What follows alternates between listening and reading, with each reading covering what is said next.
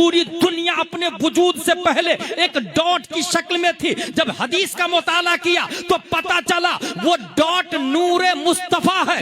اللہ نے سب سے پہلے نور مصطفیٰ کو پیدا کیا. اور جب جنت تھی ہی نہیں تو رکھا کہاں؟ آسمان تھا ہی نہیں تو رکھا کہاں؟ زمین تھی ہی نہیں تو رکھا کہاں؟ مکہ مدینے کا وجود نہیں تو رکھا کہاں؟ ماننا ہوگا اللہ ہمیشہ سے ہے اور ہمیشہ رہے گا. لہذا اللہ نے نور مصطفیٰ کو پیدا کرنے کے بعد اپنے قرب خاص میں رکھ لیا. یہیں سے ثابت ہوا نبی کا وطن اصلی قرب مولا ہے, نبی کا نیٹو پیلس قرب مولا ہے. اب بات سمجھ میں آئی, یہی مصطفیٰ قرب مولا سے جب مکے میں پیدا ہوتے ہیں 571 عیسوی عبداللہ کی پیٹ سے, آمنہ کے بطن سے, مقام بیضا پیر کے دن صبح صادق 9 مہینے ماں کے پیٹ میں رہے تب مصطفیٰ پیدا ہوتے ہیں. اور یہی مصطفیٰ اسی مکہ سے جب وطن اصلی کی طرف جاتے ہیں تو 9 مہینے نہیں لگے, 9 گھنٹے نہیں لگے, 9 منٹ نہیں لگے, 9 سیکنڈ نہیں لگے.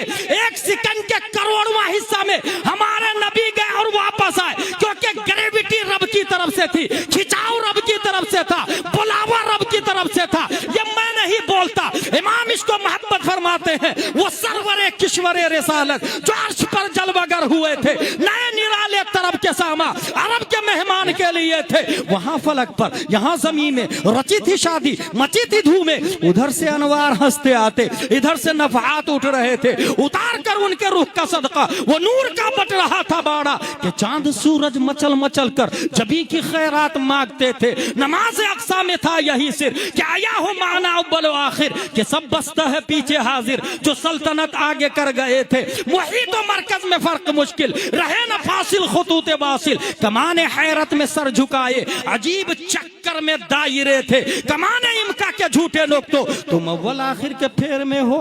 محیط کی چال سے تو پوچھو کدھر سے آئے کدھر گئے تھے. حجاب اٹھنے میں لاکھوں پردے, ہر ایک پردے میں لاکھوں جلوے. عجب کھڑی تھی کہ وصل و فرقت جنم کے بچھڑے گلے ملے تھے. وہی ہے اول, وہی ہے آخر, وہی ہے ظاہر, وہی ہے باطن. اسی کے جلوے, اسی سے ملنے, اسی سے اس کی طرف گئے. نعرہ